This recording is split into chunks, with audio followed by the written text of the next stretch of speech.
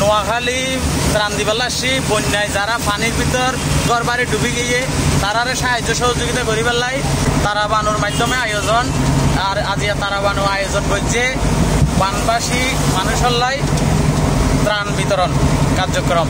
আলহামদুলিল্লাহ সহি সালামত ভাবে আর ত্রাণ দিয়ে যাইবে দুই আনা লেখা দিয়ে একসাথে ভালোই লাগে।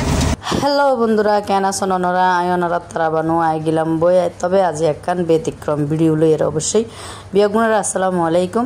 এই যে দেখুন আর ত্রাণ লইয়ের আই গেলাম বই এই চট্টগ্রাম মতন ফেনী নোয়াখালী তো ট্রাক করতো না আর আবার এগিন ব্যান গাড়িত লোয়া পড়তে যার কারণ হইল দে আর জেরে ট্রাক লইরে ঢুকিয়ে এখনো খুব বেশি পানি জেড়ে আর ট্রাক লই যাই না পারে রে ত্রাণ এগিন আর এই ব্যান গাড়িত লইরে নৌকা পর্যন্ত নিয়ে যাই নৌকা পর্যন্ত লই যাই যাত ত্রাণ তারা অবশ্যই পৌঁছাই দিম। তো আসলে এগিন হইতে ফুরাই যার গইতে যারা নিজের চোখেও দেখুন তারা বিশ্বাস করার মতো নয়। শুধু যে ভিডিওর মাধ্যমে দেখিয়ে রে এই পরিস্থিতি বোঝা যায় তা নয়, আজ নিজের চোখে দেখিয়ে রে বুঝিলাম যে মানুষ হতহষ্টত আছে। রাস্তা তো কুমোর সমান পানি জেড়ে আর ত্রাণ লইরে যাইন্য পারির গাড়ি লইরে ট্রাক নজার ইয়ান ওলাই বলি ভ্যান গাড়ি এই ফুরাইয়েরে ভ্যান গাড়ি লইরে নৌকা তুটম বই নৌকাত ঘুরি যাইয়েরা তারার গরদ মাঝে ত্রাণ পৌঁছাই দিম।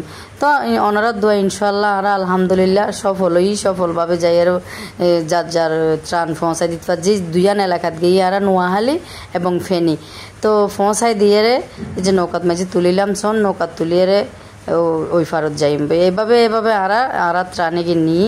তো আর একখান জিনিস অবশ্যই মানি চললি আনুল দে আর ত্রাণ প্যাকেট করতেও ভিডিও করছি বা গাড়ি তুলিতে নামাইতেও ভিডিও করছি, কিন্তু কিওরে দিতে হাতে দিতে সময় ছবিও ন তুলি ভিডিও ন করি। ধন্যবাদ, বিয়াগুন ভালো থাকে।